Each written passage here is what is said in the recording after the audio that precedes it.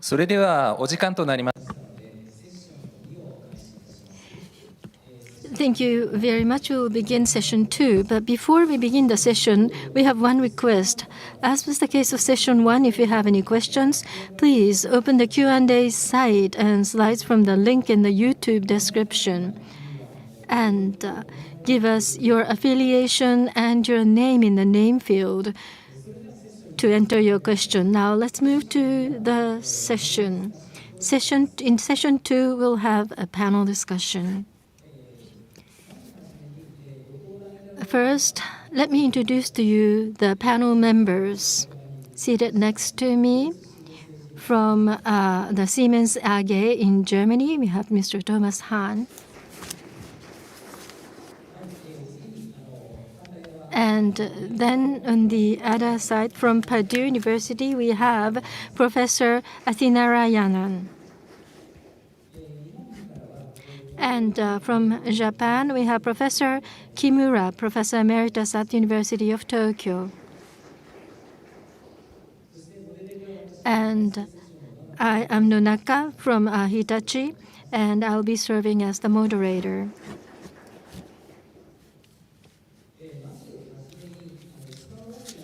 First of all, let us begin by setting our topic. Now, what is the motivation for the panel? The EU, United States, and Japan, we had discussion for the past 6 months, and that's what I'd like to report to you. As the slide shows, and almost every day, the topic of planetary boundaries have been a hot issue, and during the past year, efforts have been made around the world to make human society more efficient through digitalization. Now, in the post-COVID-19 era, rather than enjoying the benefit of this, rather geopolitical risks have become more severe, and the human production activities piled up as problems. We call this a polycrisis, and together with environmental disasters and others. Now, the advantage of digitalization of Industry 4.0 is it really penetrating and contributing to the realization of a sustainable society? That's really the question, which is the foundation of our discussion. And in order to discuss this topic, as you find on the slide, from Japan, US, and EU, we have tri-regional joint project. And this is an international discussion team that's been organized from Japan, myself, and Dr. Kimura, and 2 others. From the United States, we have Dr. Athinarayanan from Purdue, SSBCO, 3 carpenters, and from Mr. Dyke and others. And we have had 4 meetings in the past. And in next spring in Hanover, Besse, we would like to publish our discussion paper. Today, we would like to discuss these 4 points based on discussions we've already had in the past. First, we'll discuss the current activities to achieve industrial sustainability in each region using real data. Then we will discuss labor productivity, trade openness, and incentiveness, and these will be the basis of production. Next, jobs will be the topic. New jobs, lost jobs, the so-called gig work, and workforce strategies will be the topic in this discussion. Lastly, based on the above-mentioned 3 topics, what would be the policies and concepts for automation of work and digitalization, sharing, utilization of skills and know-hows globally? First, in session 1, we will discuss current activities for industrial sustainability in each region. And in this session, Japan, EU, and the United States. We would like to hear industry-specific efforts and activities from each of these regions from our panel members. First, from the United States, we'd like to hear from Dr. Athinarayanan about the activities in the United States.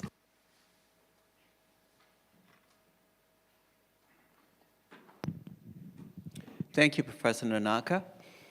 Thanks for the opportunity for engaging Purdue University, SESME, and also the U.S. Department of Energy on this very exciting project. So I'd like to talk on this slide. We have 3 slides, and so I'd like to start by saying that there are 3 pillars to all sustainable development initiatives within the United States. They call it the triple bottom line, if you have not heard it before. That is the term that's used in all federal agencies and also in the private industry. So this is a balance between the economics, where we talk about the product and the process, the environmental impact, which is the planet, and the social responsibility and equity, which is the people. So the goal is, how can we balance the economics, the environment, and the social responsibility and equity in developing, in creating sustainable development in the US. So in alignment with this, I prepared this slide so I can share with you some of the initiatives that are going on in the US currently. The first is called the Sustainable Development Goal. Many of you probably are aware of this. I see many colleagues here from Germany. So this is, this is a global initiative, but US is contributing to it to support the 17 Sustainable Development Goals that addresses climate action, clean energy, responsible consumption, aligning economic growth with sustainability, and equitable well-being. On item number 2, which is the U.S. National Climate Strategy, this is the goal to get to net zero by 2050. This is part of the federal sustainability plan that was signed into order by President Biden in December of 2021 in his effort to rejoin the Paris Climate Accord. So this strategy aims to achieve net zero greenhouse gas emissions by 2050, focusing on renewable energy, decarbonization of the economy, and transitioning away from fossil fuels. And there were several legislative actions that came as a result of this, and one being the Inflation Reduction Act, which is the largest act that was passed, and also the CHIPS and Science Act of 2022. Combined, both of these are designed to help us achieve the goal of net zero by 2050. Third, I'm going to talk about the America's climate resilience and adaptation efforts. So this is both a government and a private sector initiative investing in climate resilient infrastructure to protect operations and assets from extreme weather and climate impacts. As you probably know, US, depending on which sections of the US you're in, they are very prone to extreme weather conditions, and many of these are due to the climate change. Next, I'm going to talk about the circular economy. This is a strategy where we call that the 3 R's, which is the reduction, reuse, and recycling of materials to minimize waste, optimize resource use, and reduce the environmental footprint. And I'm going to, next is the justice, oops, okay. All right. Yes, first slide, please. Yeah. So the next one is the Justice 40 initiative to ensure that 40% of all benefits from federal investment in clean energy and climate action go to disadvantaged communities who are disproportionately impacted by climate change and environmental hazards. Because as you probably see in the United States, there are certain communities that are impacted more than the others. We can go to the next slide. Thank you, Dr. Nonaka. So in this slide, in the first slide, I was mentioning most of the federally funded programs that were that are focused on sustainability, but there has been a paradigm shift on the definition of what competitiveness means for publicly traded companies in the United States. Particularly, we are living in a free market economy, and how are the private industries engaging in the sustainability action that was articulated earlier. So we see more and more on the resource efficiency and waste reduction, we see more and more industries are using digital and smart technologies in designing their processes and products so that they can minimize waste at each stage of the life cycle from manufacturing, consumption, disposable, and recycling. An example of that is Caterpillar company. And next one is the regulation in CSR. So, and I'll explain what is CSR. That is the corporate social responsibility. So, in the US, besides compliance to EPA regulations, EPA is the Environmental Protection Act, companies are voluntarily integrating social and environmental strategies into their business models. And the third is the climate risk disclosures. This is something fairly new, and this is enforced by the Securities and Exchange Commission, also known as the SEC, that requires publicly traded companies to report on greenhouse gas emissions, among other things, across two categories. One is the greenhouse gas emission protocol scope number 1, which is what is the amount of direct emissions from sources owned or controlled by that organization. Scope number 2 is indirect emissions from purchased energy. And scope number 3 did not pass in Congress, so that was not adopted. So if you're wondering what is scope number 3, that has to do with the greenhouse gas emissions across the entire value chain. And examples of companies that are practicing this, well, I shouldn't say examples of companies practicing this, they are required to practice it, companies like Google and Microsoft. So aligning with this, we see that many industries in the US are hiring chief sustainability officers so that they can lead these sustainability efforts and ensure accountability within the organizations. So the government programs, we have talked about this, but very quickly, DOE is the largest driver of many of the sustainability efforts, the clean energy transition, industrial decarbonization, carbon capture and storage, hydrogen roadmap. So I should say that this is a green hydrogen roadmap that is being created more in the R&D phase, and the circular economy. And I would like to also highlight a state-level initiative, a state government level initiative, where here we see California is committed to achieving carbon neutrality by 2045, which is even quicker than what the US is trying to get to by 2050. So they also have something known as a cap and trade program, where they set cap on total greenhouse gas emissions. So every industry is capped on how much greenhouse gas emission they can emit. And also it allows companies to trade on emission permits. Next, please. Okay. So this is a slide on what does the industrial sector looks like in the US. So to give you some perspective of the US industrial sector, okay, so the industrial sector accounts for 32% of the nation's energy usage. And they emit about 28 to 30% CO2 emissions on an annual basis, which is quite large. And the anticipated industrial sector energy demand by 2050 is a growth of about 30%, which equates to 15% extra CO2 emissions, or 15% increase in CO2 emissions. So that is the risk of not doing anything, right? So how do we create a US manufacturing ecosystem that is competitive, that not only thinks about the economics, but also is cognizant of the sustainability efforts? So this slide basically talks about the partnership that the US government and the private industries working with academia, trying to leverage the Manufacturing USA Institutes and the NIST MEP. NIST stands for National Institute of Standards and Technology, working together with the US government and academic institutions to address the competitiveness of US industries.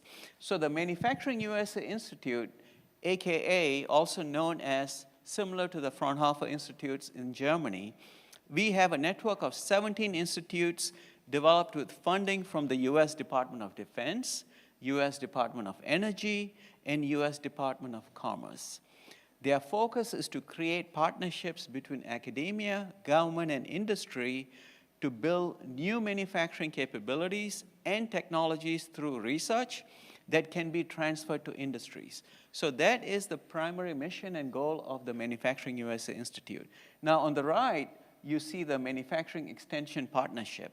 So this has been around even before the Manufacturing USA Institute. So this comes under the National Institute of Standards and Technology, which is NIST. And what they do is they provide tools and resources to small and medium-sized manufacturers in US to improve productivity and operations. Now, the focus is on small and medium because 75% of all manufacturing industries in the US are small and medium, and they generate about 50% of all produced and manufactured goods in the United States. So that is a group that they did not want to be forgotten. So here are some key highlights on their impact. So in 2022, the Manufacturing USA Institute spent about $416 million in R&D projects, leveraging $109 million from federal funding and $307 million from private sources. So this gets developed into a technology that then gets transferred by MEP to the industries. So if you see the life cycle of what happens in US manufacturing, where the technology development happens in Manufacturing USA Institute, the technology transfer happens between the MEPs and the Manufacturing USA Institute and goes into production. ありがとうございます。Athinarayanan 先生。Thank you so much, Dr. Athinarayanan. I have a short question that I want to ask now. In your presentation, you talked about U.S. competitiveness. You, I think, referred to this word several times. So in terms of the scope of your presentation today, how do you define competitiveness in this presentation? It's not just technology. There is also an aspect of a technology transfer, human resource development, and also regulations and standard. So in what aspects U.S. government and private sector invest more in order to maintain U.S. competitiveness? Thank you for the question. That's a great question. So I had to look into this, and to answer that question, I had to go look up a report that was presented to the White House. In 2022, after President Biden signed the U.S. Sustainability Plan. So this is a report that was prepared by several agencies in the U.S. that describe what it means by U.S. competitiveness in the manufacturing industry, just focused on manufacturing industry. So there are 4 pillars that defines the U.S. competitiveness. First is innovation and technology leadership. So the ability to drive and adopt advanced technologies such as AI, clean energy, and advanced manufacturing that enhances productivity and economic growth. So that is one of the pillars. The second pillar is how do we create a skilled workforce so that we can sustain our manufacturing industries into the future. So how do we create develop a workforce with the skills required for emerging industries, including the existing industries, supported by education, skilling, and training initiatives. Third pillar is sustainability and energy efficiency, aligning economic activities with environmental sustainability and social goals to meet global standards and secure long-term competitiveness. Fourth, and last but not least, how do we strengthen the supply chain resilience? So by advancing domestic manufacturing, So I have to underscore the word domestic manufacturing, and this is particularly true after the pandemic. So by advancing domestic manufacturing capabilities, we are trying to improve the supply chain resilience, so we are self-dependent on our own success and less dependent on, on the global supply chain, so that we can enhance both the economic and also the national security. ありがとうございます。おっしゃっていただいた4つの柱、非常にThank you. Those 4 pillars. I think we've had similar discussion in Europe and Japan as well. So in this panel discussion as well, we can discuss what is common and also what is dissimilar, what is different. Now, next, I want to look at Japan's activities. I'd like to invite Professor Kimura to present, please. Thank you for that introduction. On a national level, Science and Technology Development Plan and Industrial Sustainability and Well-being, I'd like to cover these topics in Japan. Starting with the left-hand side, it's a basic science and technology policy, which is discussed by Council for Science and Technology and Innovation. And every 5 years, basic plan is reviewed. Starting with Society 5.0, we came up with a sustainable and resilient society as a goal. Now going to the right-hand side, specific development programs. There are several. So left-hand side. In order to achieve long-term target, we have Moonshot Research and Development Program, and also cross-ministerial SIP, Strategic Innovation Program, to achieve sustainability goal. Specific examples of SIP, I have 2 examples, which I'd like to talk about later on. Now, to the right, we have specific plans. METI and Ministry of the Environment and Cabinet Office came up with basic plans, and based on that, industrial associations engage in various activities for social implementation. Next slide, please.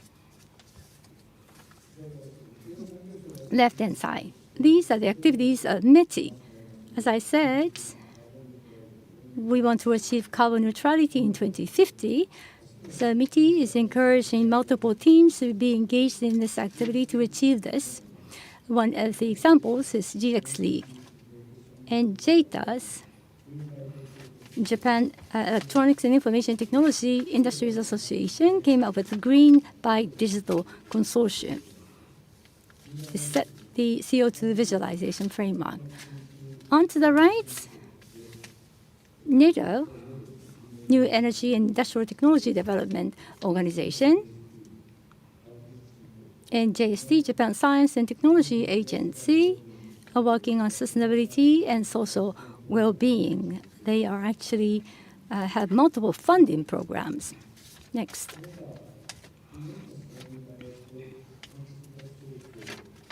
Relevant research and development organizations and Ministry, National Research Institute, and industrial associations came up with different programs of different scales to promote research and development as well as social implementation. Topics listed here are very similar to other countries. The way we bring them into implementation may be different. On to the right-hand side, we have Science Council of Japan.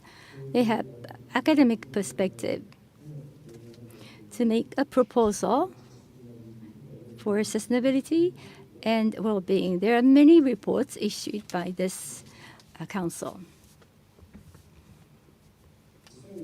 Lastly, as I mentioned, 2 representative programs of SIP.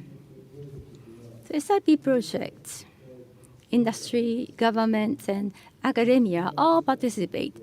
So they are recognized as center of excellence. They actually cover all the processes immediately before social implementation. And they have hundreds of millions of dollars as budget. We're expecting to see substantial outcome. The project that are indicated here use information exchange platform focusing on plastics. They would like to establish closed cycle for complete recycling. Plastic are the source of multiple problems in society. So this program intends to solve social issues completely. Next, please. Next project that I want to introduce are also aims to solve multiple social issues using CPS, cyber physics space, to focus on human-machine collaboration. Robotics concept is utilized here to achieve a higher level of diversity and trying to create an inclusive society. Sorry, that's an overview level, but I've covered some of the examples here. Thank you very much. I have a question. Now, in Japan, we have Society 5.0 as a leading program. Now, as we were discussing, planetary boundary and well-being, there are multiple aspects of efforts that are needed. So when you look at planetary boundary, and the other side is well-being, how they are related to each other. Are there any efforts to bundle them together to achieve a balance between these two? Do you have specific examples? It's a difficult question to answer. In Japan, overall, we have planetary boundary perspective and well-being perspective. They can coexist together. They can be mutually positive to achieve even higher synergy.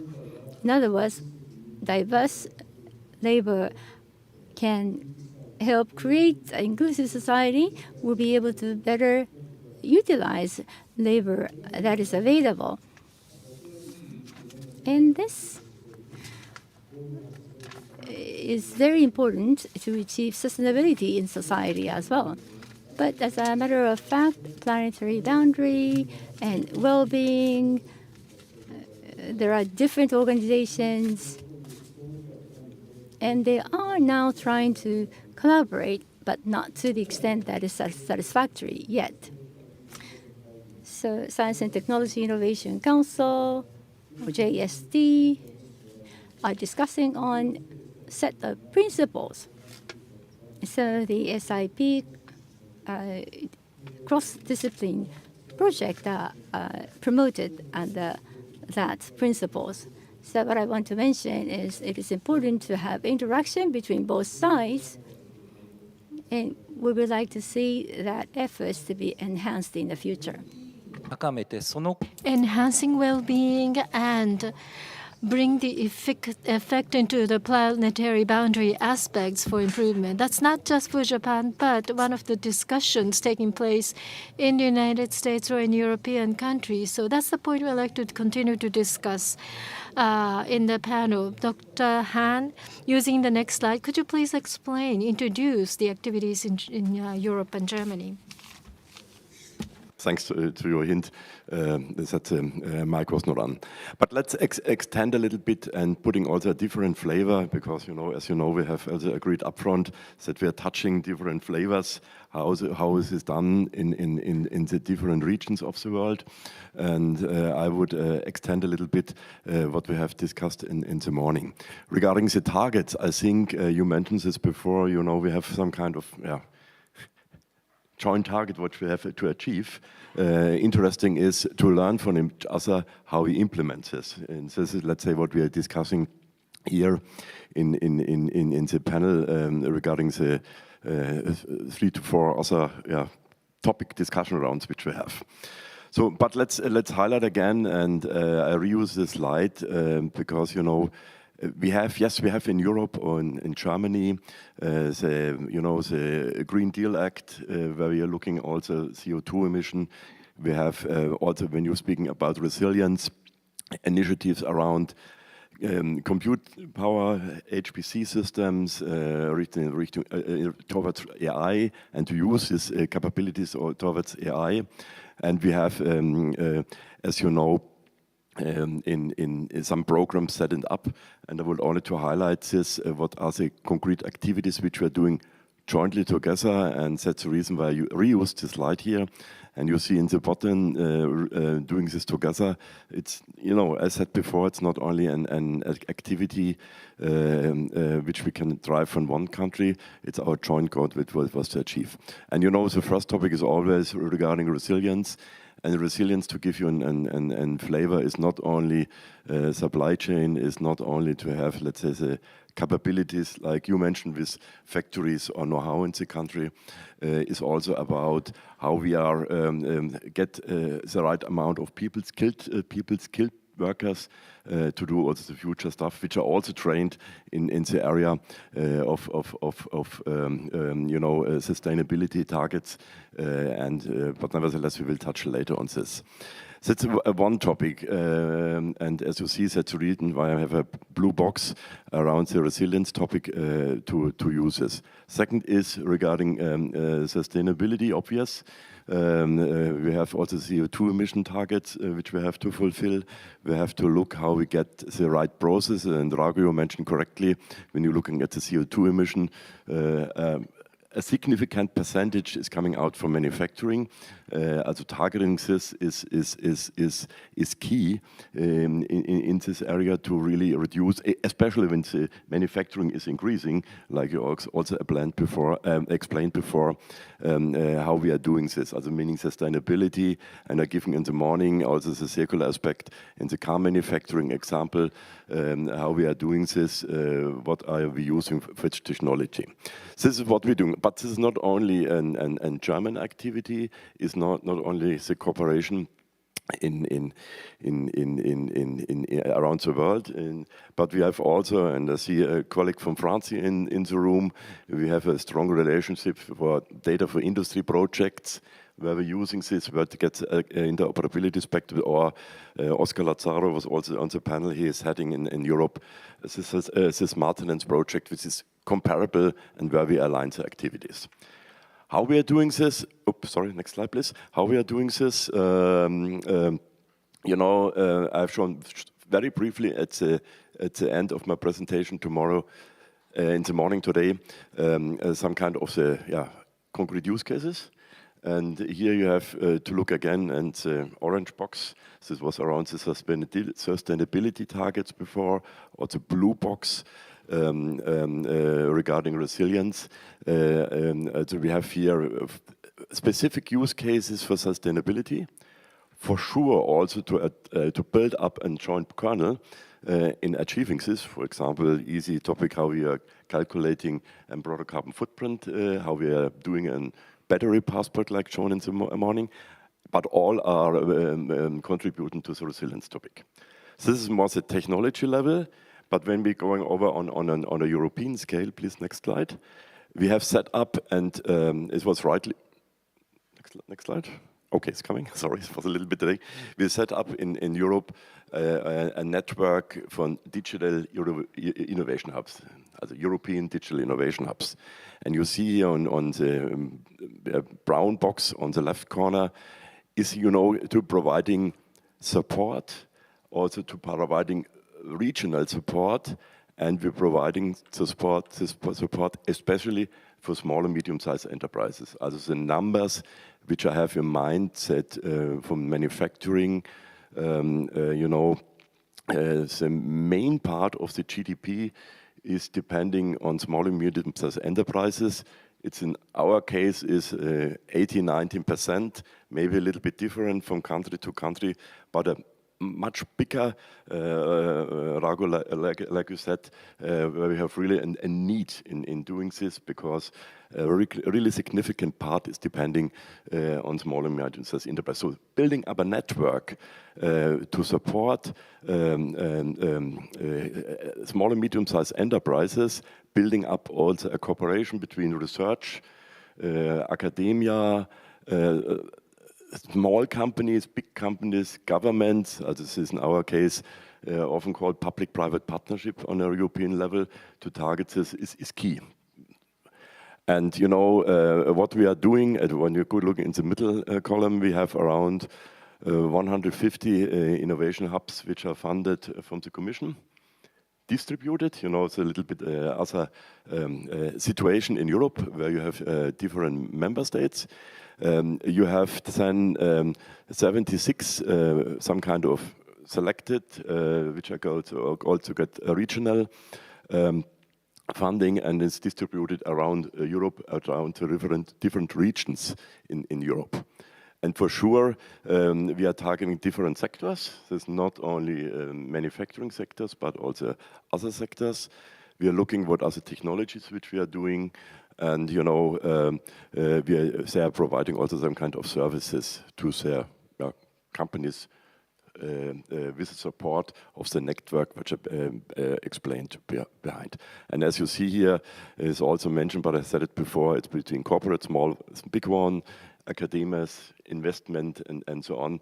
Also on the left, right side and the bottom, where this helix is somehow described. This is what we are doing on a European level. Also first, let's say, some kind examples of concrete project tasks which we're doing together around Europe. And second, also about how we are supporting especially small and medium-sized enterprises in doing this. What is the content? Thanks a lot for the supporting. We have on the one side knowledge hubs. You know, it can go from helping to get access to finance, could go over to academia to get some training, to have some kind of working groups, and. You know, we have also, you see it in the middle, some kind of dedicated working groups or thematic working groups, how is this named here, where you see here sustainability and some others are highlighted. So this is somehow what we want to do and to apply on the European level. And last but not least, I think the slide was in addition, but it's also showing a little bit the aspect from the man-machine interface, or the machine-human interface, or human-machine interface. You know, we have also set it up, for example, dedicated projects when we have thinking about the cooperation with robotic system. So it's only to give you some flavor what we are doing, and also, as said before, agreeing a little bit that we are a little bit showing different parts, but at the end we are targeting the similar goals for us, for our society. ありがとうございます。一点いろいろな取り Thank you. One question. In the European countries, including Germany, various different tasks and activities are taking place. Now, how to use digital technologies? There are some direct activities, but there must be other activities, including enhancement of digital literacy or financial support. Multifaceted activities will have to be supported and promoted. That's one point we have in interest. But in Europe, what are the type of systems you have to promote those other aspects? You know, so now I have to put it again, hear me twice, with a small delay.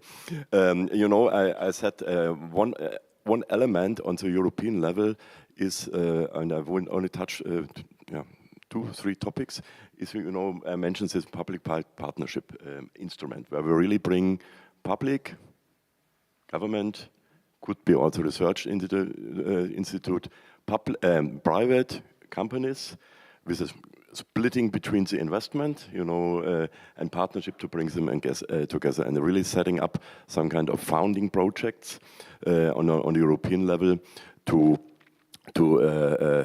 support for the different tasks the companies, the industry, and also academia, because it's a partnership, like said before. Second issue is to get, let's say, also the infrastructure, you know, we have in Europe, because, you know, it's highly depending on digitalization.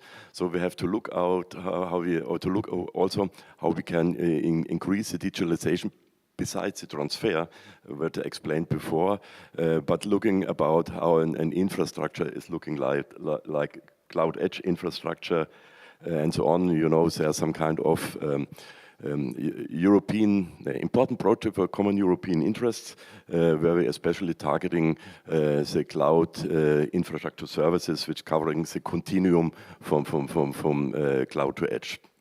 And third topic is there are also some kind of joint undertaking. I have indirectly mentioned this before. In the HPC areas, there's a joint undertaking really to establish also the compute and storage infrastructure, also the HPC systems, to get the availability. This is only 3 elements when you ask me for an European level to get it done and to target this. ありがとうございます。こういうThank you. The 4 pillars in the United States and the European pillars that has been touched upon are quite similar in that sense. Now that we have looked into local situations and building up on this discussion, we would like to bring your attention to the reality. There may be some inconvenient truth, but numerically, how effective is our effort? That is something that we would like to honestly discuss in the next segment. Now, first about labor efficiency, trade liberalization and incentives and digitalization and smart manufacturing. Do they have positively effective relations? That is something that I would like to discuss now. Take a look at this slide. This is the definition of labor productivity in the United States. In Japan has long had a very different set of definition, but about 10 years ago, Japanese definition has been redefined to make it closer to the one in the United States.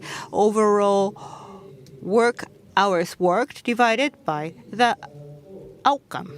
Based on that discussion, you can see very revealing numbers. This shows different levels of labor productivity in different countries.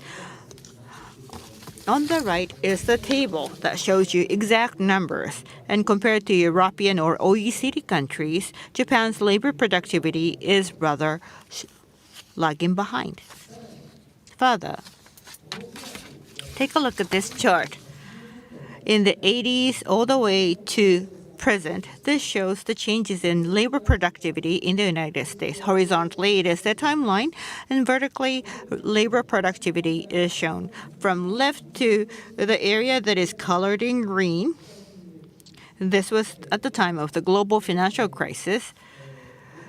Labor productivity in the United States has grown in a very linear manner.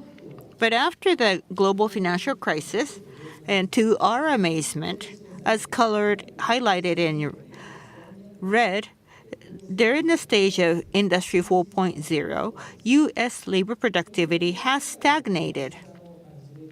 This is an example in the United States, but similar pattern can be found in Europe and in Japan as well. The point is this: Industry 4.0 outcome and labor productivity. How should we interpret the correlations between the two factors?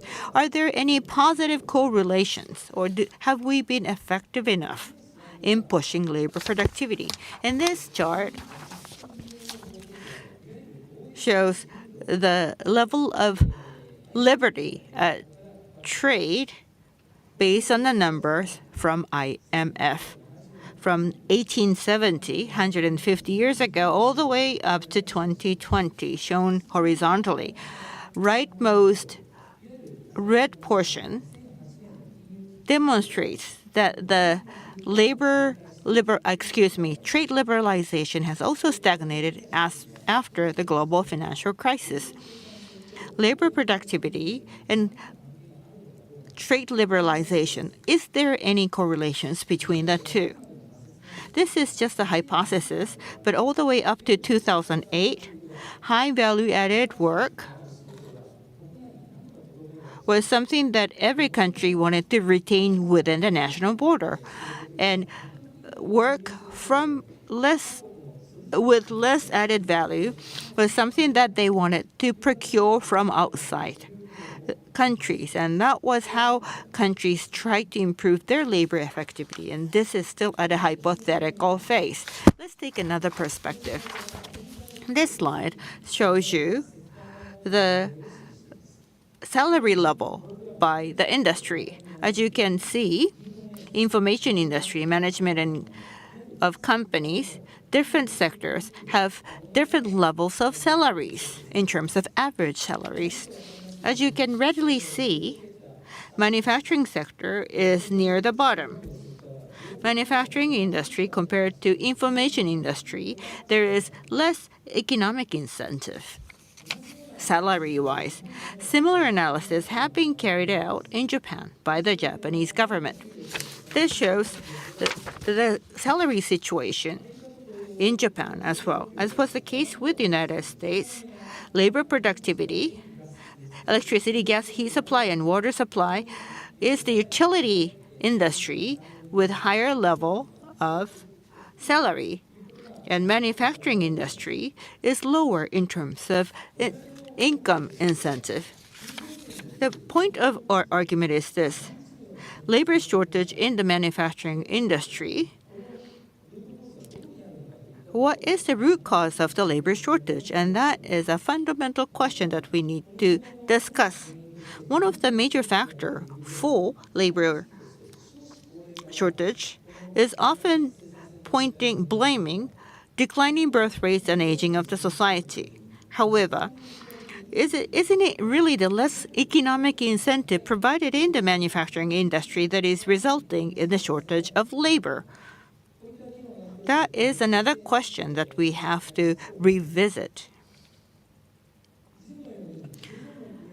Hence, labor productivity, liberalization of trade, and economic incentives are the factors contributing to labor productivity.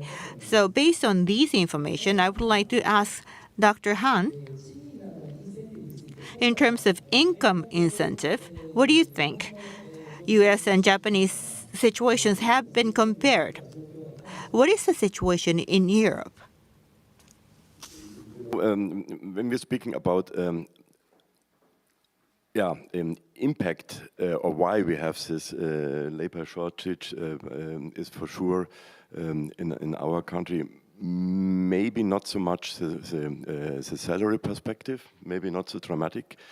It's more really the shortage and the motivation from people to going in this area, but we can discuss it later. When you're asking me, also here from a company which is international active, with production, development and research, yes, in the US, where we have also a big research site in the Princeton area, we're facing the problem with the high salaries and a little bit decreasing of people working in this environment for manufacturing. This is in the US. When you're looking in our case, also in Germany, Europe, is more the shortage perspective which is influencing us. And in the East, when you're going to the East, yes, you get again here a little bit the effect like we've shown before. But in general, it's a factor. It's not black and white. And it's also depending in the international activity in which region you are. So I cannot comment on the Japanese numbers. I know this from own experience in the US, because in the difference of the salary, because we are losing several people in this area. In Europe, you have a little bit of mixed picture, and would be careful only to highlight this. This is more influenced by the motivation. Is this a nice job which you have to do? Is this job fancy enough? You know, all this in Europe is called mind. You know, take it STEM topics, but quite comparable. Says more what it's influencing in Europe. Also meaning salary, US, Japan, I cannot argument salary in US, yes. In Europe, a little bit a mixed topic, and we have also to address has certain maybe also cultural reasons. ありがとうございます。白か Thank you very much. So it's not black and white.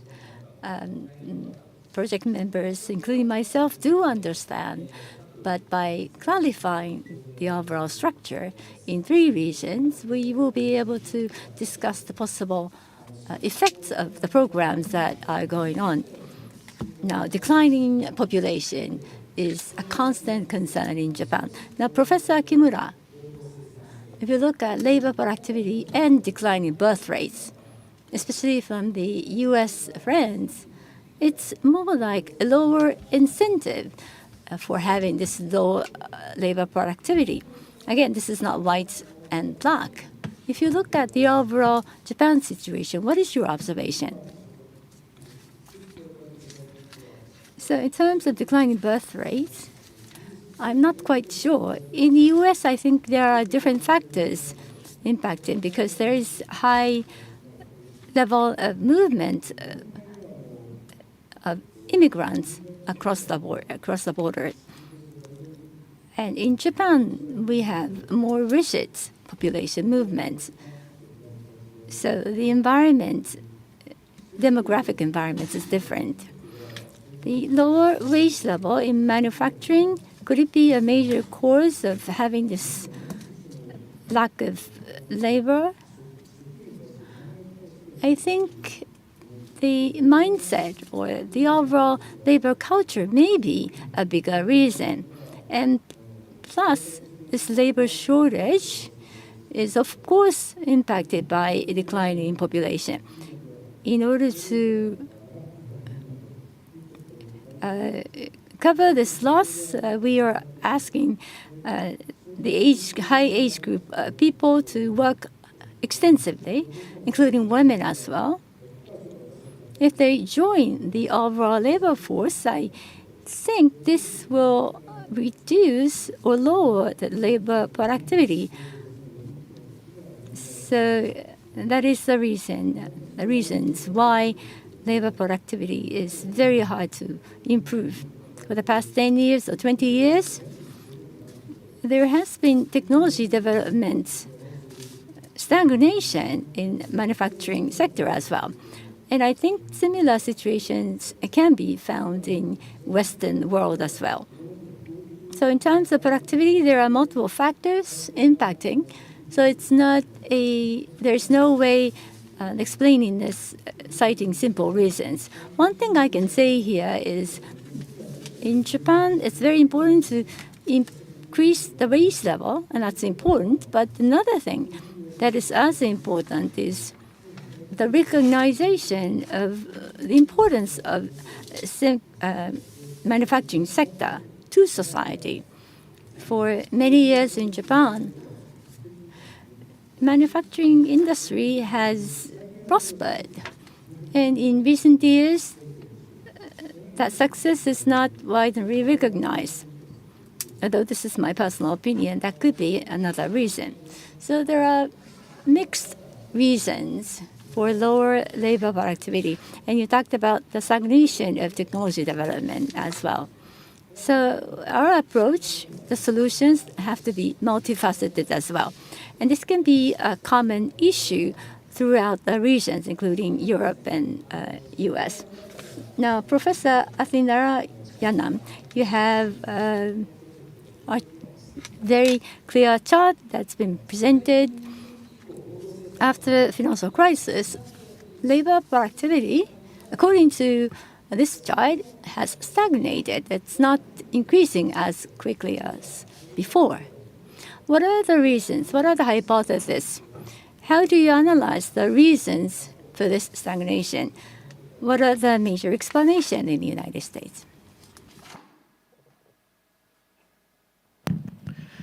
Thank you for the question.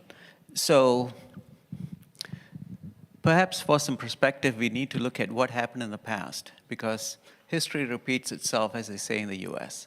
So if we look from the period between 1990 to 2007, until the time when we hit the global financial crisis, so the growth rate, the productivity rate, I would say, was rather high.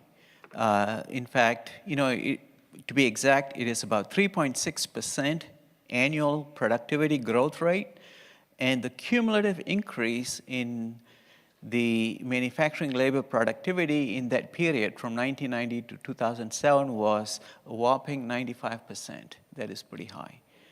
So what were the key drivers? The key drivers were capital investments.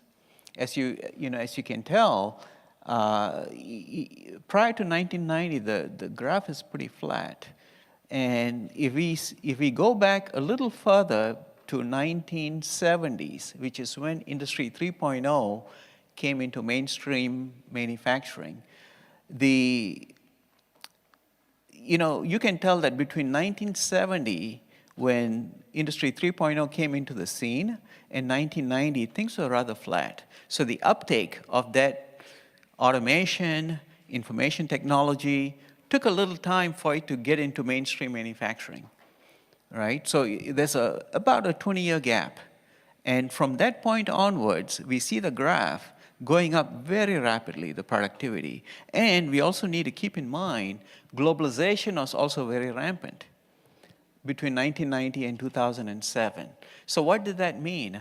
So we were depending on global supply chains, meaning that we were taking the low-value manufacturing and exporting them to other countries, right? And in no bad way I mean this. At that time, China was becoming the factory of the world. So many Western economies were dependent on Chinese manufacturing. And U.S. was no different. So the productivity became very, very high. So like I said, it's 3.6% growth rate. A typical growth rate in the US is about 1.5%, but this is a 3.6% growth rate and a cumulative growth rate of 95%. So let's look at what happened post-recession. So post-recession, things kind of stagnated because really the productivity went from 3.6% to 0.7%. It decelerated quite rapidly. And one of the reasons is, well, obviously the global financial crisis, meaning that there's lesser capital investments in manufacturing, and also the slower pace of innovation and also the technology diffusion, meaning that they have pretty much plateaued on how much and what they can do with Industry 3.0 by that time, right? So, I wouldn't say there's really nothing much else to do, but they have really peaked. So the next wave is where the Industry 4.0 comes in. So that is, this chart shows around 2011 when Industry 4.0 started in Germany. But keep in mind, the first Manufacturing USA Institute to address the needs of Industry 4.0 in US manufacturing did not start until 2016, 2017. So we are looking at a period, we're going to have to look at a period where this technology has to sink into the mainstream of US manufacturing before we see a quick uptake of Industry 4.0. Similar to the graph that you see in the left, right? It took about 20 years for 3.0 to really take effect. The question is, how long will 4.0 will it take for it to really take effect and become mainstream into US manufacturing? ハンさんがたくさん言いたいことがあるそうですので、はい、ハンさん。Dr. Hans, you seem to have many comments to say. You have the microphone. Maybe to put also an additional flavor on this, being long in the automation business and looking until, let's say, in the 2010 years, not looking at the supply chain and where you're manufacturing, but looking at the technology aspect, where you're increasing the productivity on the shop floor, which is also increasing then, the calculation about the productivity. And when you're looking at these graphs, then you have, in the 80s, in the 70s, maybe not so flexible programmable devices to support automation processes.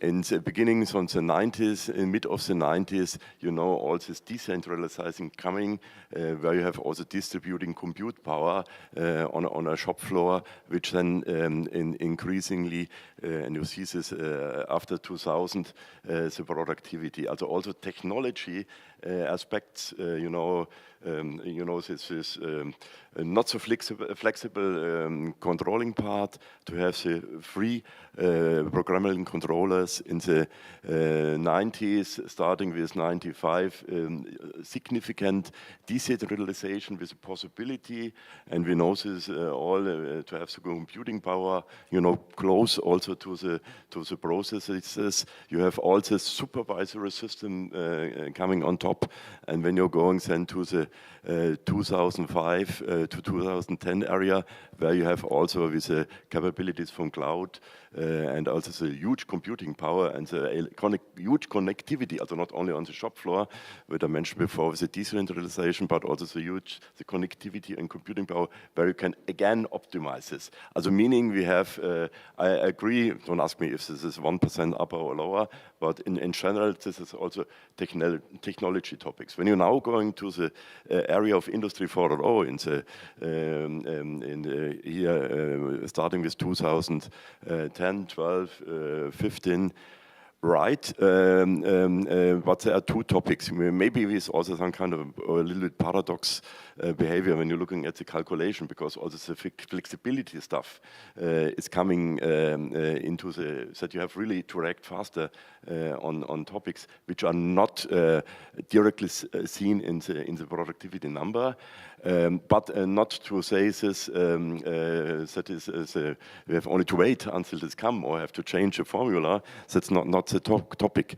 But we have also to look how we're really scaling up this in a broad area. That's what we discussed before regarding the small and medium-sized enterprises. And this for sure will be the tough work which we have ahead of us in doing this. And the next tough work is we all are trained here, personal comment, in the classical computing automation, but now we are coming into the area of the data economy, data ecosystems, where we have to train. Maybe we have a little bit of time slip. Maybe we have to look how we calculate this. But for sure, we have to do much more in the scaling up in the digitalization area. 技術革新とそうですね。 Right. Technological innovation and social innovation, there is a time lag, and that's commonly understood among the world. Now we are working on Industry 4.0 and digitalization. The effect of digitalization, when will we be able to enjoy the fruits? I think the society has a lot of expectations. So we are the experts, and we need to be mindful for such a timeline, time lag, and explain it to the society. Another topic of offshoring. You talked about China, and including the topic of offshoring, when it comes to the productivity, current productivity, you will need to discuss offshoring. But indeed, we are, the human beings are faced with planetary boundary and human well-beings. Now, we need to consider how to enhance the allocations of what we have to do. And we hope to be able to continue the discussion into the future. We have a lot more we would like to discuss, but we would like to have more in-depth discussion on those topics. Now, about jobs. With the digitalization, smart manufacturing, the jobs, the occupations, what is happening currently and how will it change in the future? That's the topic I'd like to discuss. We would like to discuss in more detail. The slide shows the World Economic Forum discussion about new jobs and jobs to be lost. What will be the prospect? Not today, but for the next 4 years. That is until 2027, what type of jobs will increase, what will be lost or declining. This is the data from World Economic Forum. And if you look at the blue bar chart, as you can see, the AI or machine learning experts, sustainability experts, they will be the new jobs to be created as is reported. What will decline? As you find on the right, statistical finance and insurance clerks and the public servants, those are considered to be jobs to decline in the future. Now, this is one trend. and we might accept this. But as a social system, how efficiently can we transform our system? That's what we'll have to think about. And this is not just for Japan, but in Western countries, STEM education has been a hot topic. We want younger generation to be ready for these new types of jobs. That means STEM education for young people will be needed. But is it sufficient around the world? Is there a possibility to have a global collaboration in STEM education? That's another topic. And it's not just for young people. There could be a lifetime education, because we want our labor forces to be flexibly dealing with changing jobs. Smart manufacturing and digitalization topic is what this is. Now, when it comes to education, and another perspective is gig workers, which is a social trend that we are looking at. The slide shows the overall situation of gig workers in the United States. I will not discuss details, but as you can see, one characteristics here is the large percentage of gig workers in the industry are not just workers in retail or the manufacturing, but the skilled laborers. Like 54% of gig workers have a 4-year college degree or higher. That's for a fact. Also, the slide shows that in the United States, technology, connectivity, digital platform has progressed, and it's become more easy to merge gig workers into manufacturing industry. And in 2021, 11 to 15% of the overall workers in the manufacturing industry had been either temporal workers or workers on contract. Well, maybe this situation is somewhat different from the Japanese situation. However, in retail business or the maintenance workers, frontline workers, in gig workers, but even in specialized field, new ways of new ways to work seems to be spreading, and this could be a viable hypothesis here. The slide shows the survey data from World Economic Forum. What would be the workforce strategy prospects in the future? Not today, but into the future. The result of a questionnaire survey. The bar graph shows the percentage of organizations that plan to adopt such human resource strategies, and what is the most common investment strategies and least common investment strategies. But as the blue line in the middle shows, wherever they are, outsourcing or offshoring is how we discussed earlier. The companies consider geopolitical risks. That's what you can read from this outcome. Not just outsourcing to foreign countries, but education and automation within the country. For both of these aspects, companies are willing to make investments. Now, the point here is that, well, let's say we understand this data as fact, but including gig work, such human resource strategies, do you think they are being effectively implemented? What are the issues and what are the points of collaboration among different countries? Those could be the points of discussion. Mr. Hahn. 新たに生まれる Newly emerging employment and disappearing employment. Transformation of work. There are areas of work that are increasing, and there are areas of work that are decreasing. How do you effectively promote the transition from decreasing work to increasing work? Is there any initiative in the private or public sector to promote the healthy transition of workers from one work to another? Sorry for the delay, this was the translation. First of all, you know, your study, you have shown also the overview where you have the decreasing jobs and the increasing jobs where you have the demand of data analytics, AI, and so on is not surprising for me. And that you have on the other side, on the right side of your slide, the decreasing job. You know, I thought in my preparation a little bit. One was as the last time in physical at a bank myself, you know, this was one example, which you know, so meaning this also where automation influence the decrease in the jobs of the one side, and on the other side, increasing job possibilities, which was shown on the slide before. On the left side, where the AI data people and so on were super high ranked in the increase of jobs.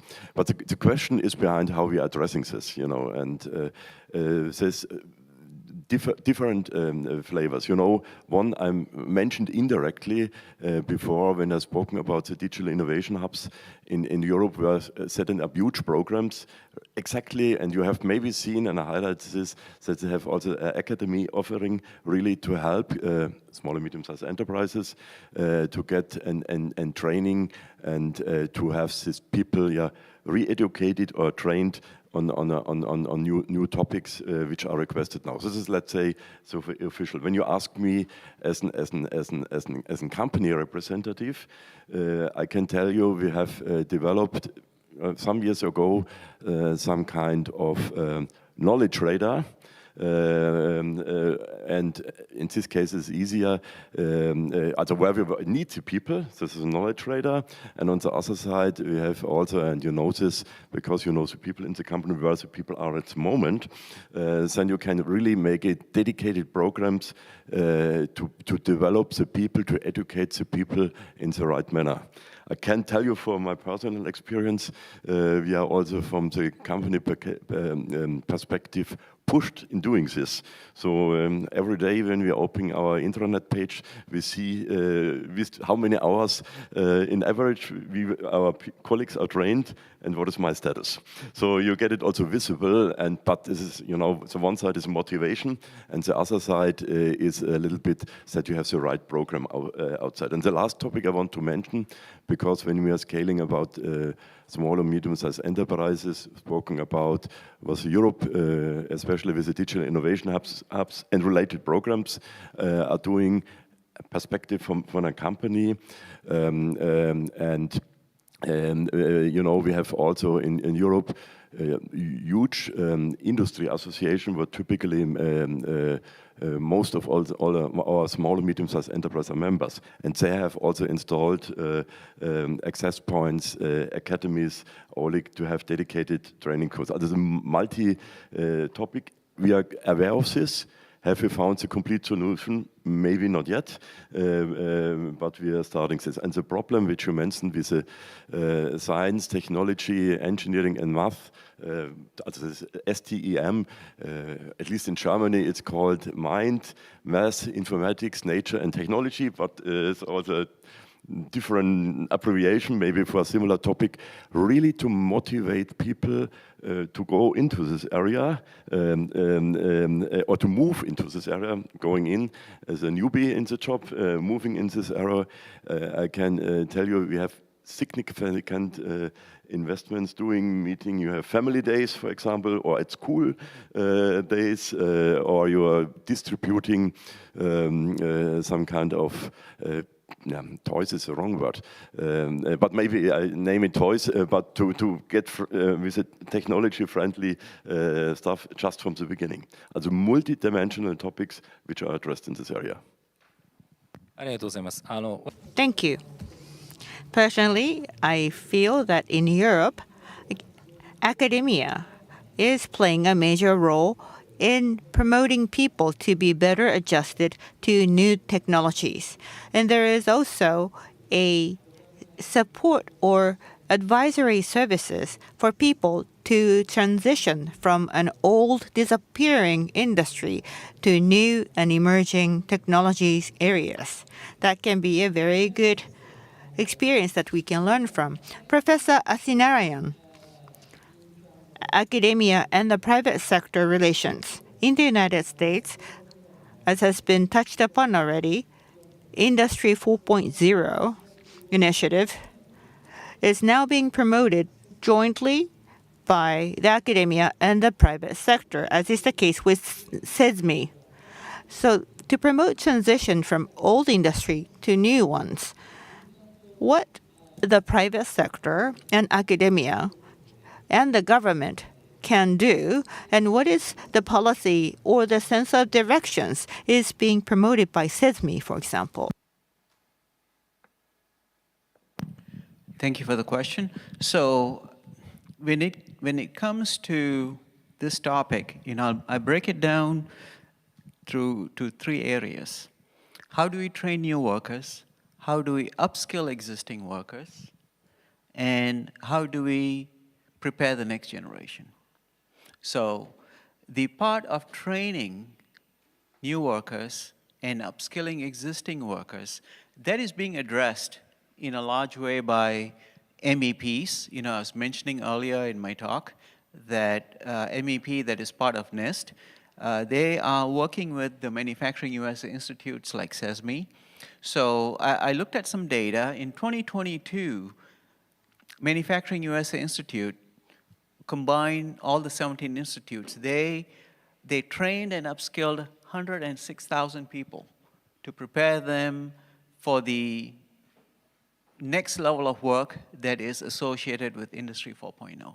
So that takes part of the training and skilling. So I'm assuming that trend will continue. If anything, the number of people who are going to get trained and upskilled is going to be increasing in the United States. Because that is really the mandate of MEPs and also the Manufacturing USA Institute. So the Manufacturing USA Institutes, like I mentioned, they create newer technologies. While they are creating newer technologies, there is also an expectation that they create training materials so that the people can get trained and upskilled on it. MEPs, their responsibility is to ensure that the people get trained, whether it's on newer technologies or even some of the older technologies. So now let's go into education. Now education, this is a very different animal. In the US, I'm in higher education. This is my 31st year in higher education. I've been a professor for that long. And I'll say this, and I'm not ashamed to say this. The higher education is very, very slow to catch up with Industry 4.0.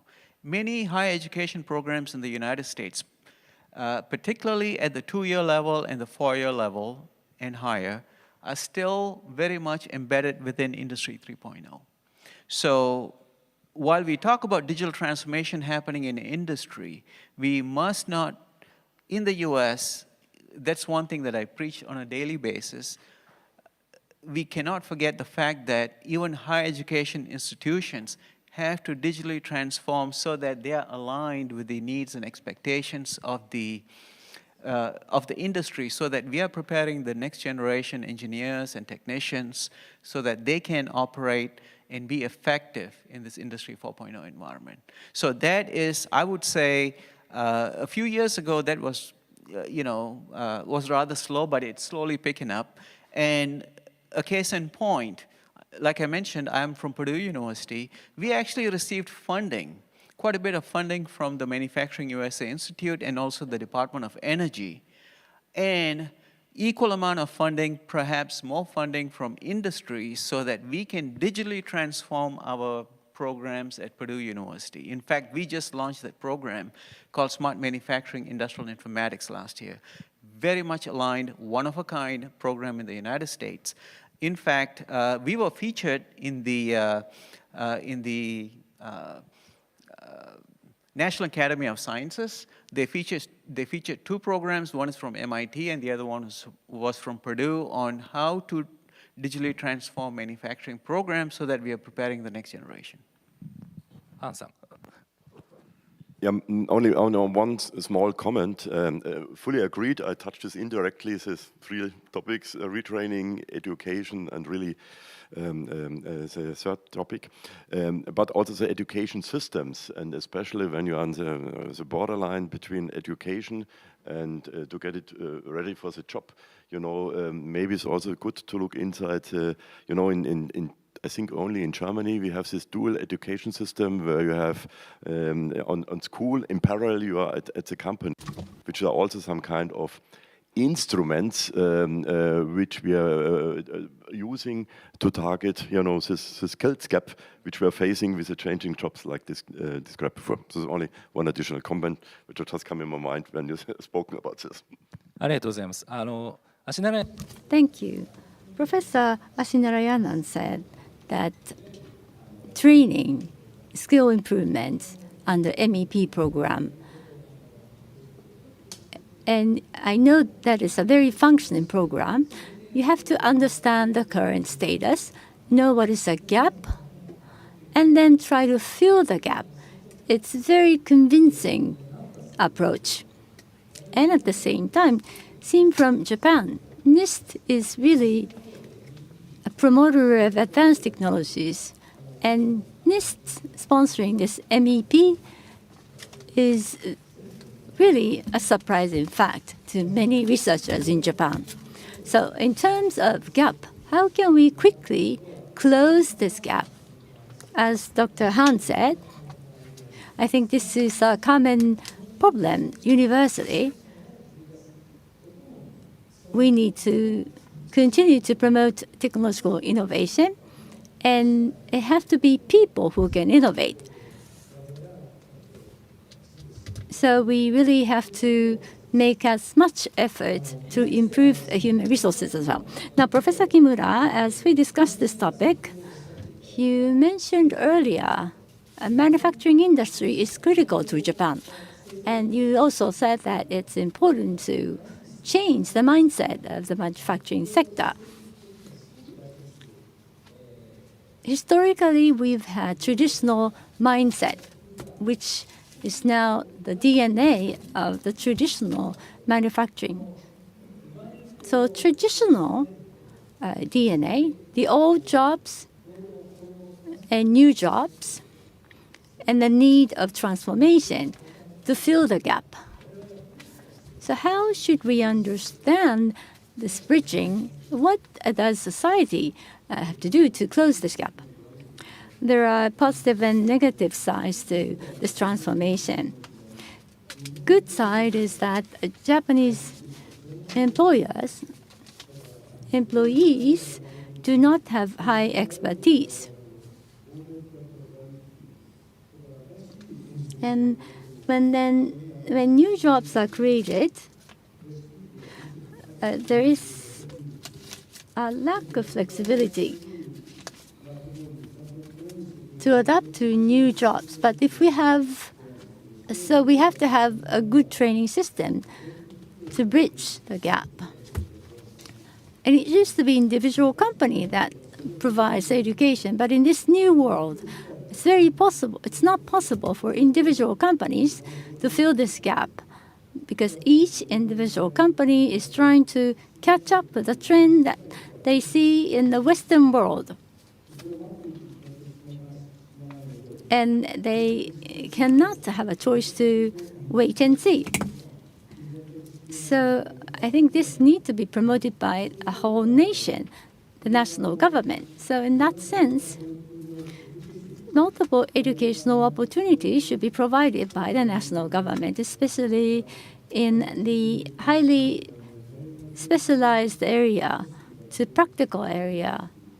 And there are multiple organizations that are already set up to provide education services.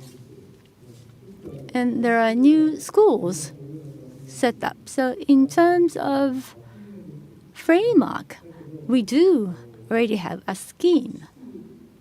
Having said that, in terms of STEM education, what we need to do is already clear. And this needs to be incorporated into a higher education system. But then in order to meet societal needs, upskilling, reskilling, I think this area is where Japan is lagging behind. First of all, we don't know exactly what is the current status. So if you look where we stand today. We have to understand where we want to go in the future, and based on that, we have to design our training. And that is not available today. Japanese people are now more active in terms of job hopping, but the industrial structure has not been changed. In addition to that, in terms of gig workers,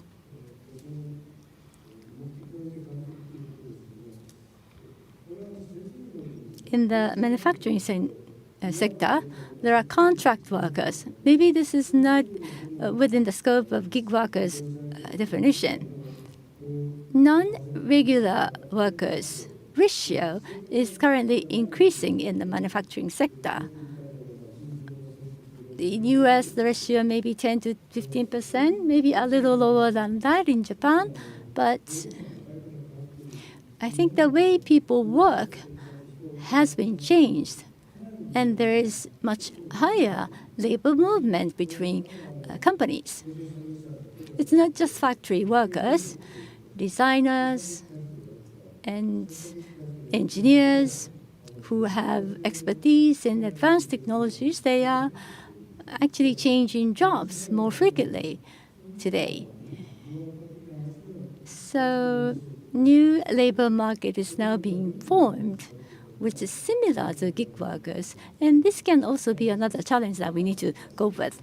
In terms of gig workers, in the United States, this topic has been presented as we are discussing in a project. We do observe similar signs of gig workers' rise. So what we have to do is to quantify the number of gig workers. And so Professor Kimura said STEM education, Society 5.0, including public and private sector, is trying to come up with educational system for STEM.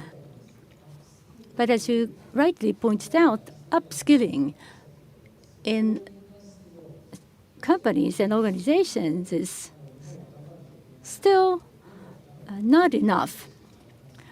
This is my personal opinion, but there is much more we have to do in this area compared to other countries. I think it is clear what Japan needs to do. We have to focus on the STEM, the reskilling area. In terms of transformation, it has to be part of that transformation. I am repeating myself, but what is happening today in society, what is the current manufacturing technology level, how they are able to employ people, all of these questions have not been clearly answered yet. And that is the biggest problem in terms of policy making on the government side. Thank you very much. I think we can continue on our discussion on education, but we only have 30 minutes left. So I'd like to move on to the last topic, last session. We talked about the realistic topic using quantifiable numbers to try to understand where we stand today. Now, if you look at digitalization and smart manufacturing, how can we design the overall direction in those areas? So that will be the topic for the next session.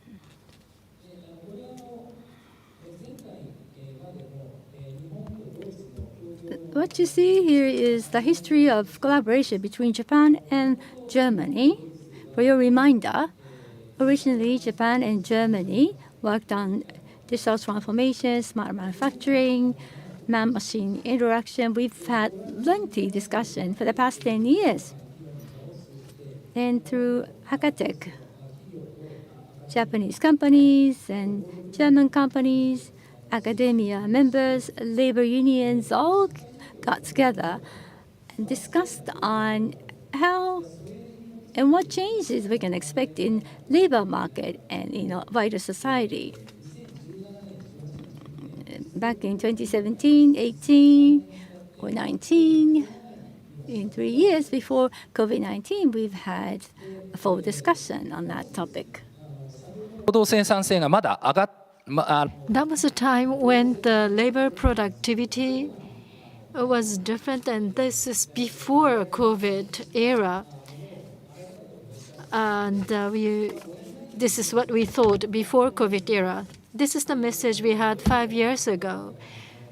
From German people, we heard the word multiverse mediation. That's a key word.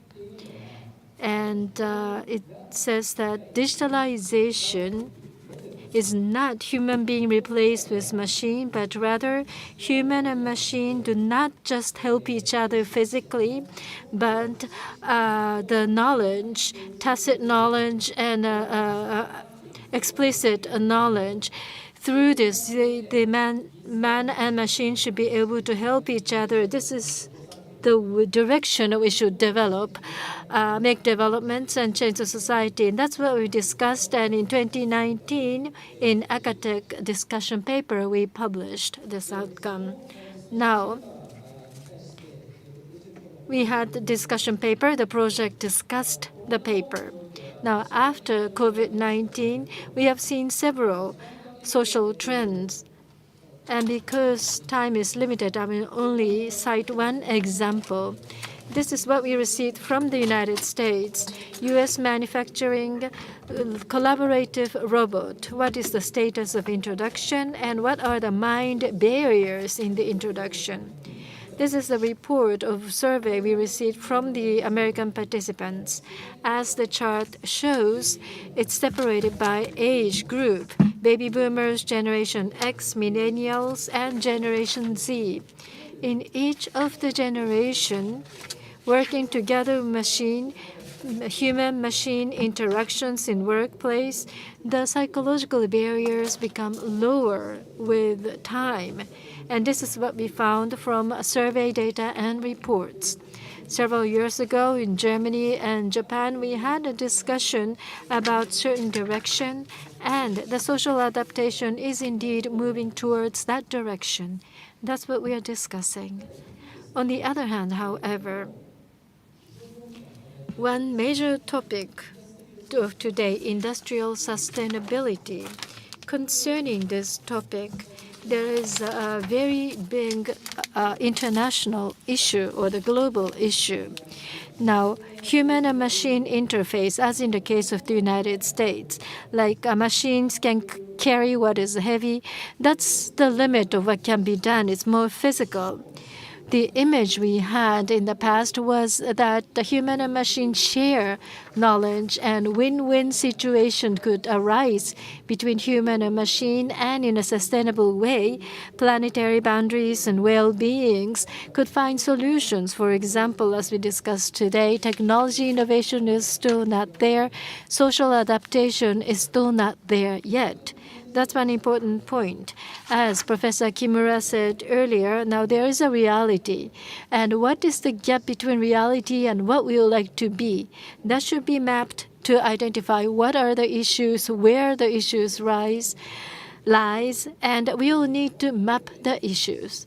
That's the discussion we are having within the project. For example, the chart shows represents our discussion. Horizontally, we are looking at the time, which is in log form, and left microseconds, middle 1 minute, 1 hour, 1 day, and further to the right, it's 10 years. So this is a logarithmic graph. Now, in human-machine relationship interactions, there are 4 elements discussed around the world: human, machine, material, and the method of interaction in between. In these 4 aspects, what are the behaviors? How should we analyze the behaviors? And how should we optimize these behaviors? In each of the time domains, we have mapped the issues that could exist, and that is the map on the slide. Originally, when we had started discussion in Japan and Germany, we said that the knowledge should be mutually shared and support each other. at least in terms of the aspect of the time axis, we had to solve all these problems. Otherwise, for human and machine to share knowledge and information and help each other, that would not be possible. That's really what we are discussing currently. And technology innovation, as Professor Kimura said earlier, in such a long time in the world around right now, there's no single system. We need to accept the fact that there is no single system, which means systems of system will be necessary. Multiple systems will have to collaborate with each other to function as one system as we try to find a solution to social issues. That could be one point that we are discussing within the project. Now, today, this morning, Germany, Japan, the representatives from respective country talked about data space and various other measures. For example, how could those discussions be mapped in this time domain? For example, know-how skilled work, it probably comes to the left, but task for collaborative robot will probably come in the middle for a second to a minute. But Microsoft order the response by people that cannot be achieved by collaborative robots yet. We still have a map of what can be and cannot be done. That's represented on the map. And the order of decades, like energy plant maintenance, social infrastructure maintenance, how should man and machine collaborate? We don't know. We don't even know if the data can be maintained 30 years from now. That's the level of our technology today. Now, system of systems, collaboration among systems, how do we deal with those questions? Those are the points we are discussing right now. We talked about digital product passport in the morning. Digital passport, according to our hypothesis, is to the right bottom in the current coverage of work, and to the left or towards the top, data generated by people, human beings. We have digital product passport and digital space to work on, but this is the challenge for the future. We still have yet to work this out. Now, what about industrial sustainability? Commonly, we have to find solutions, and it has this much breadth. Our technology solution is still fragmented. There is time lag in social adoption. We need to be aware of the current status as a fact, and then find solutions to promote adoption. That's what we are discussing, and we want to find answers. Now, in the end, from panel members, I'd like to have your opinion. Mr. Hahn, digital product passport and data space. We covered many European activities today. If you look at the chart, you know that there are still many things to be done. Industrial sustainability realization requires a lot more to be done. For example, digital product passport. In the future, how will we move? When will we cover this chart in the future? And to do so, what do we need to discuss within international collaborative discussion? What are the future issues that we need to discuss? That's what I'd like to ask you to give us your comment on. Okay, big question, but I'll try to answer. You touched the topic regarding the digital product passport, what we have to do on an international level. Only as a recap in the morning, and I'm agreeing with you how you placed this coverage by digital product passport, where you have behind this topic, the value chain management, planning, circular aspects, and so on. And that's what exactly I've shown also in the morning, how a digital product passport for a battery, the battery passport, from producing the elements up to the recycling is somehow increased. I think what we have to do and as you know, also the digital product passport is also one of the regulations which we have to fulfill in Europe. And I think Sebastian or Ingo mentioned this also before, it's not only the regulation part, it's also opportunity for new businesses. Also when you're speaking about companies, yes, we have to fulfill, but we're looking always what we can doing, how we to increase business.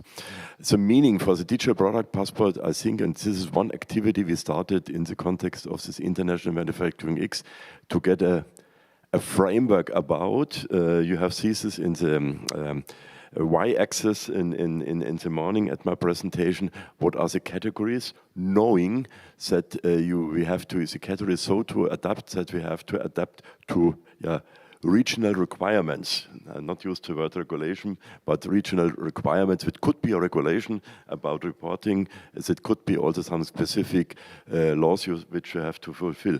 But I think it would be absolutely, because the supply chain are international, anyway, we have to think about how we are doing this.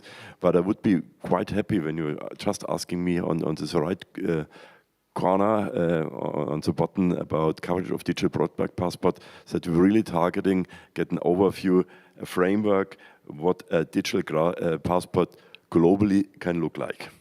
Respecting the regional needs, which I always highlight, because one fits all will be not the solution. Also when you ask me doing this, and this is one task which we're just at the moment addressing. ありがとうございます。ご指摘に As you have rightly pointed out, industrial sustainability is something that needs to be discussed at the global level. So as Dr. Hahn have rightly pointed out, digital passport can be a scheme through which we can explore the implementability. Experts and the private sector can join together to achieve the best solutions for the entire needs. Okay, Dr. Athinarayanan, you previously mentioned about the US situation. Man-machine collaboration or man-machine collaborative robot was discussed in the United States. Collaborative robot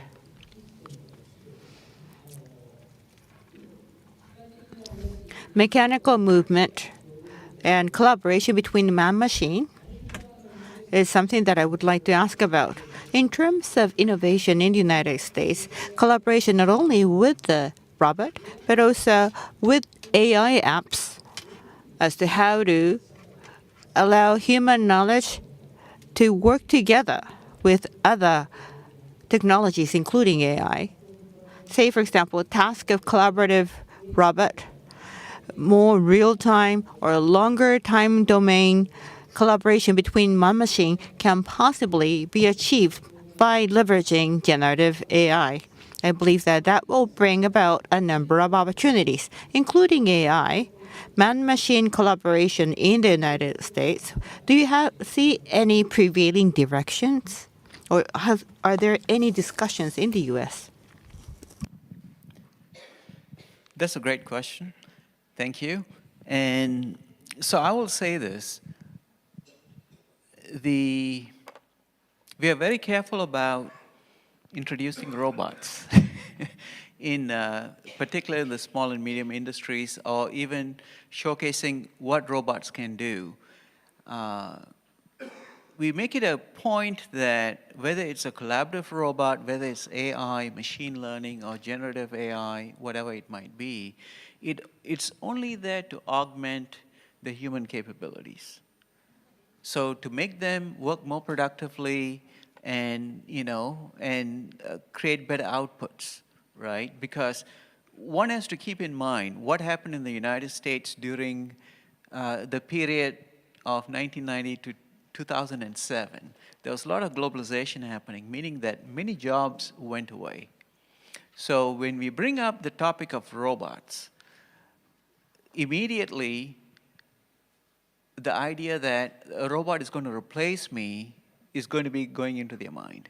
So we address this topic very, very holistically. So when we say that we want to augment a human, augment their capabilities with data. The data can be coming from a robot, from a collaborative robot, from an industrial robot, from a mobile robot, from a machine that is engaging in AI. So we address that in a very holistic way, because the region that we are in the United States, we are in the Midwest, which is the hub of manufacturing for the US. So we are very careful in saying that, okay, you're going to be working with the robot, even though it is happening, but I would say that it's not mainstream, right? Now, I think the key to augmenting the human is the human being able to adapt to the robot. So if we say that the robot is going to augment the human skills, so the human has to adapt to the robot, and on the same token, the robot has to adapt to the human. Now, how do we achieve that? So there is a gap right now that has not been, bridged yet. So that work is still happening. In fact, one of my colleagues that Dr. Nonaka also know, we are looking at how do we bridge that gap on creating the adaptation so that it's a seamless. Because right now, the human-robot collaboration is not very seamless. How do we make it seamless? And how do we reduce the level of anxiety, particularly with in the US, the baby boomer generation and the millennials, as to this robot's not going to be taking over their jobs, right? So we have to address the social issue, we have to address the technical issue. So and those things are being worked on. And I would say that even though collaborative robots are pretty popular, maybe in Europe and Japan, but in the US, they are not quite mainstream yet.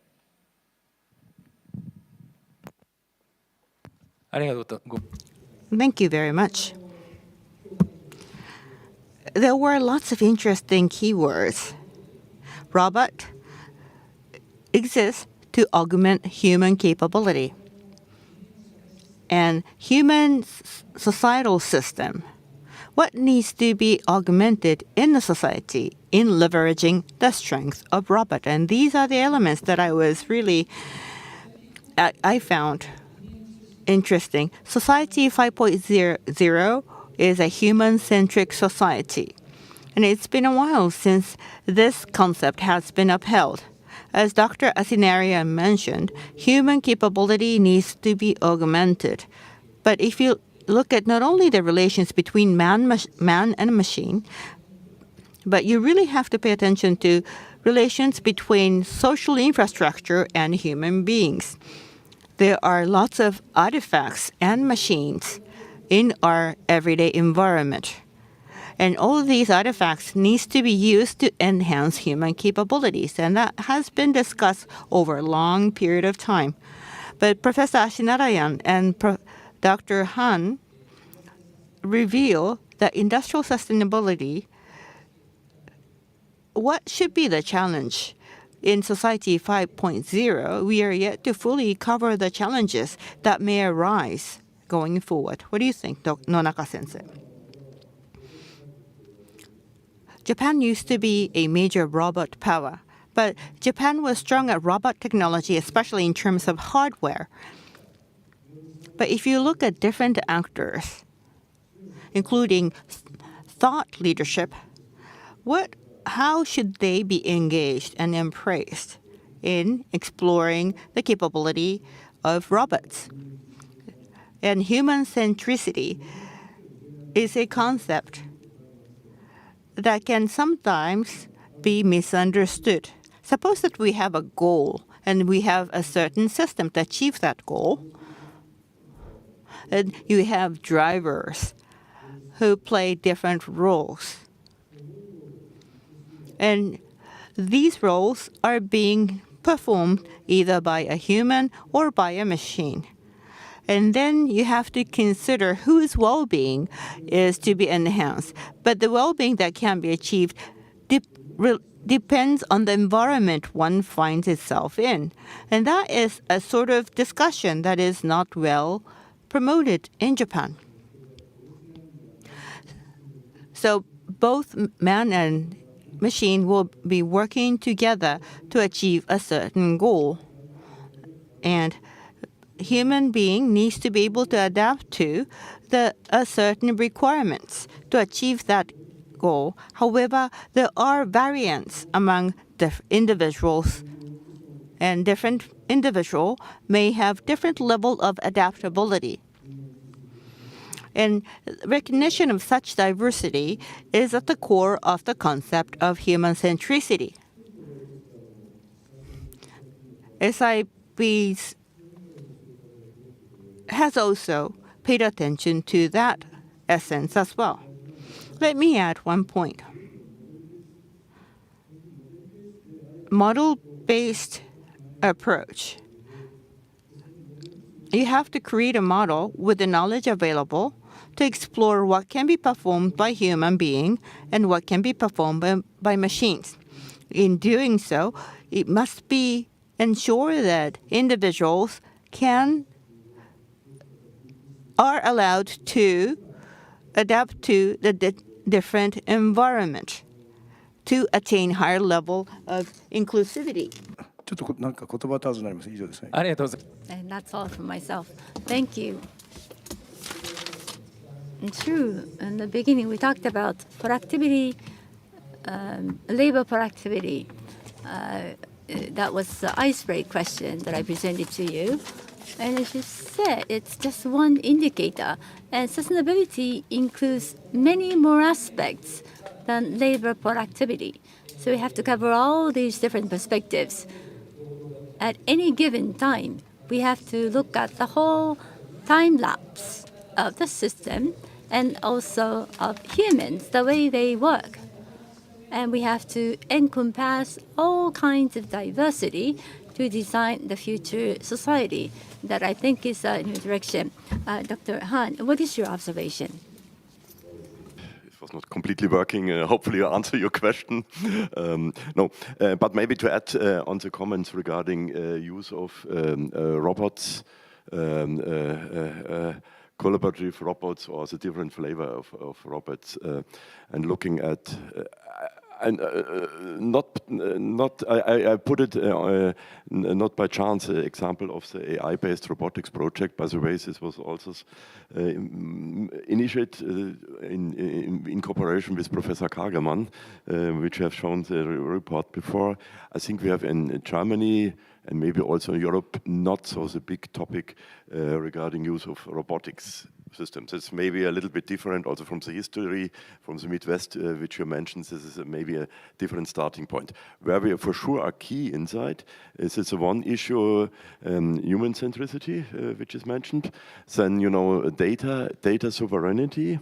Also use of AI, so AI-based robotics, AI Act when you're looking at the European level, but you have also in the US this executive order regarding AI. Also we are more keen not in the system regarding robotics per se, but in comparison to US we have other history, more in the usage or misusage of technology and information. So this was regarding Data Act, Data Governance Act, which Boris mentioned in the morning, or AI Act, and what you are doing with this. ありがとうございます。非常な、Thank you very much. So we've had very good diverse opinions. But in the end, from all the participating audience, we've received many comments. Just want to introduce one comment. So I'd like to introduce a comment here. This is an essential point. Professor Athinarayanan said Industry 3.0. We need to look back on what has happened in history. That's a comment, really. Industry 4.0, before Industry 4.0. We should examine pros and cons before that. SDGs were not there. But it's important to have this mindset to protect the environment. I think the negative aspect brought up by Industrial Revolution, they have not been resolved. Industry 4.0, will it present solutions for us? Can we find good middle points? Industrial Revolution, Industry 1.0 and onward, we've discussed pros and cons. Of course, they come with problems as well. And many members in the audience pointed out the problems that we face today. So based on the history, what will be the best possible pathway going forward? So I'd like to go around the panel, starting with Professor Athinarayanan. Based on this comment that I just cited, would you like to give your observation on this? So I'm not from the industry, I'm an academic, but I'll try my best to answer the question. So my answer to Industry 4.0, the path to Industry 4.0 is through 3.0. I believe there's the foundational, there's the foundation you need, because if you look at what happened in Industry 3.0, we automated a lot of systems, and we collected information, we used that information, but what we have done with that information was we were reacting retrospectively, meaning that when we collect the information during the age of Industry 3.0, we were looking at, well, if something happened on the output end, why did it happen, where did it happen, and how can I prevent it from happening in the future, right? So it's a very retrospective strategy. But when we move into 4.0, 4.0, in my opinion, is about digitalization, data utilization, and visualization, right? Now, not only, so with the data that we have right now on hand, with the capabilities of AI, machine learning, not only we can look at the retrospectively, we can look at the historical data, and we can predict the future. That is the value that Industry 4.0 brings to us. Because if you look at, there was a report that came out in 2016 from NIST on making a case why US should adopt Industry 4.0. I'll just give you one example on how do we improve the OEE, meaning that operational and equipment effectiveness, so that the line can run continuously. They said that if we just do one thing and one thing only, meaning predictive maintenance, right? So predictive maintenance used to be very reactive. Maintenance used to be very proactive, which was not economically feasible for everybody to do. But if we can, it was not so it was scheduled maintenance and reactive maintenance. Now with Industry 4.0, we can go to the level of predictive maintenance. In fact, if you want to go take another step further, we can be more prescriptive maintenance. So I think that's the value of data. That's what Industry 4 does for us. So the path to 4.0 is you have to start at 3.0, have all the assets, have all the capabilities, and improve all the systems the best you can, and then now improve it and bring it to the next level when you come to Industry 4.0. ありがとうございます。今日の議論ありましたように、足奈良先生が Thank you very much, Professor Athinarayanan said exactly. He said, industry revolution, people were concerned of losing jobs. But Industry 4.0, the focus is on how to use data. How this use of data impact human society negatively, that is a concern. For example, EU Commission has covered a lot of discussion on how data should be utilized. And we are watching how these rules are formed. Now, Dr. Hahn, on this comment from one of the audience, Industry 4.0, how should we consider this? Any comment on this? Okay, industry. I think the explanation to use data to get value out of the data, to optimize processes, and to look to new opportunities. you know, in comparison to Industry 3.0, where we increased the automation, which I mentioned also in the previous discussion, or also in 2 and 1.0. I'm just looking because, you know, with introducing of Industry 1.0, of course, we not used the word during this time, but there was in German language a Weber-Aufstände. I've said Schlesien Weber uprising, which are creating, of course, some kind of disturbance in the topic. So meaning, coming back to Industry 4.0, I hope we are more clever in preparing the use of the technology, and that we have not this hiccups like I just mentioned as one example in 1.0. Maybe one comment to Industry 4.0, because I'm from the beginning in this area, and you know, we have in Germany and also in other countries an working group regarding impact on work environment skills. An impact on work environment, there was first of all, with all the Industry 4.0, with all the digitalization stuff, we are losing jobs. Now we are looking, this changed, we are looking how we compensate that we have a shortage of workers or of people. So meaning also that hopefully that we have some kind of methods in place that we can handle this.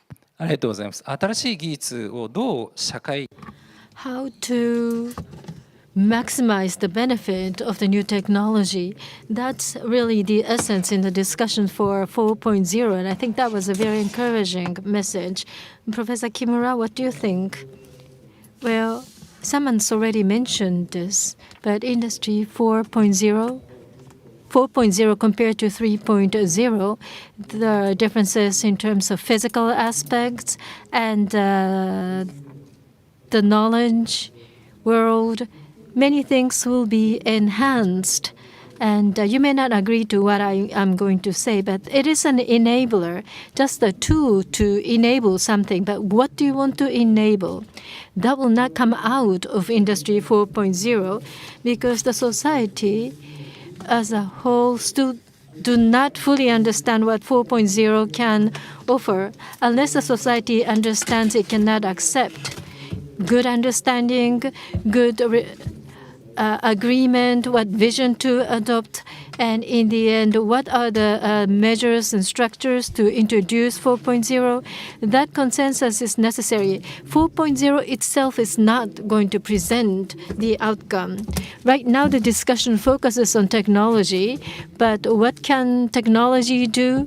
That's what we are discussing, but what do we really want to achieve? I don't think we have discussed that yet, and this is what we will need to discuss. The discussion should not be too general, but we need to think of those points, and the direction will be presented based on social consensus. It could be in the United States, Europe, or Japan, and we are all different, so we have different consensus. However, the foundational technologies is common, and we need to reuse the technology. That's how I see. I'm sorry, I was too general. Thank you very much. Mr. Hahn, Dr. Athinarayanan, and Dr. Kimura, thank you very much. We had 2 hours discussion, very candid and active discussion. Thank you, and this is the end of session 2. Those of you in the room, please join me to thank the participants once again. For those of you who are here and those of you online, thank you very much. Now, let me inform to you the schedule for the rest of the afternoon. From 4:15, we will start session 3. In session 3, we'll hear reports of cooperation between Japan and Germany. We hope you will continue to participate.